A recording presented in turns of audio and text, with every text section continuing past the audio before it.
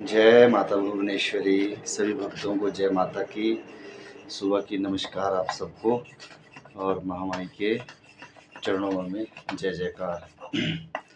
साथियों, कर्मों का जो फल होता है वो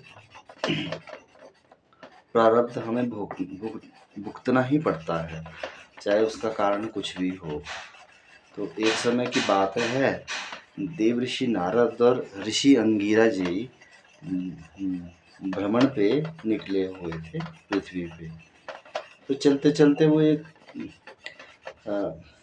जो है मिठाई वाली दुकान में पहुंच गए और जो वहाँ पे दुकानदार थे वो मिठाइयाँ बेच रहे थे। उन्होंने क्या किया था कि मिठाइयों की जूठी पत्तलें जो होती है वो उन्होंने बाहर फेंक रखी थी रास्ते में। तो वहाँ पे एक कुत्ता आता है और कुत्ता बड़ी चाह से उस मिठाई को खाने लगता है। तो उस समय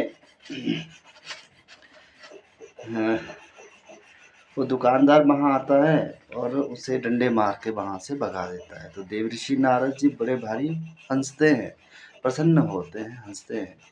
तो अंगिरा जी कहते हैं कि हे महर्षि, भाई इस बेचारे को तो जो है मार लगी और आप क्यों इस तरह से मंद मुस्कुरा रहे हैं, इस तरह क्यों आप किसी को हंसी कर रहे हैं।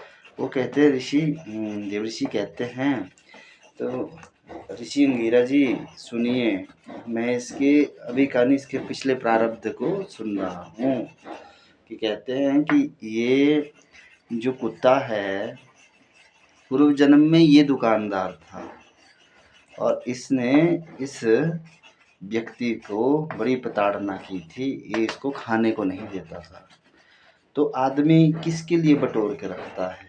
जो धन बटोरता है वो किसके लिए बटोरता है? तो देखो उसको उसी जो उसने धन बटोरा था वहीं उसी दुकान में जो है उसको जूठी पत्तलों को खाना पड़ा और तब भी जो है उसको खाने नहीं दिया गया। तो प्रारब्ध किसी को नहीं छोड़ता। बोलने का भावार्थ है कि प्रारब्ध किसी को नहीं छोड़ता।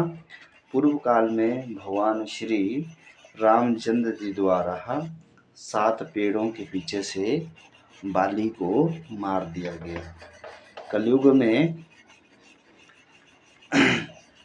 भी चीज़ें देखने को मिलती है। और द्वापर में जब भगवान कृष्ण जी आए तो जब वो अपने शरीर को त्यागना चाहते थे तो उस समय जो है बाली एक शिकारी के भेष में आया और उसने भगवान विष्णु के चरणों में जो मणियाँ चमकती हैं, मणि को देख के उसने सोचा कि हिरण की ही आँख हैं, तो उसने वहाँ पे तीर मार दिया। तो वो बड़ा विलाप करने लगा शिकारी कि हे भगवान, मैंने ये क्या कर दिया, मैंने अपने राजा को मार दिया। और ऐसा विलाप करता हुआ श्री कृष्ण जी महाराज जी के चरणों में लिपट के रोने लगा। तो भगवान मुस्कुराते हुए कहते हैं कि सुनो हे शिकारी, तू चिंता मत कर, हैं तू क्यों विलाप कर रहा है, तेरा और मेरा हिसाब बराबर हो गया। पूर्व काल में तू बाली था और मैं राम था, इस काल में मैं कृष्ण हूँ और तू शिकारी है। तब मैंने तुम्हें मारा था, तुमने मुझे मार करके अपना मेरा प्रारब्ध पूरा कर लिया। तो बोलने की बात है कि जब उन जैसे नारायण भगवान विराट पुरुष भगवान विष्णु नारायण जब वो अपने ऊपर उस प्रारब्ध को लागू कर रहे हैं, जब वो नहीं छूटे उस प्रारब्ध से, तो हम क्या बिरले छूट सकते हैं? हम ये क्या सोच सकते हैं कि हम इस चीज़ से मुक्त हो जाएंगे? कर्मों का फल जो सबको भोगना पड़ता है, इसलिए नित्य सत्कर्म करिए। सत्कर्म करते करते हैं आप जो ईश्वर में रमण करते रहिए। जय माता भुवनेश्वरी, जय जगदम्बा।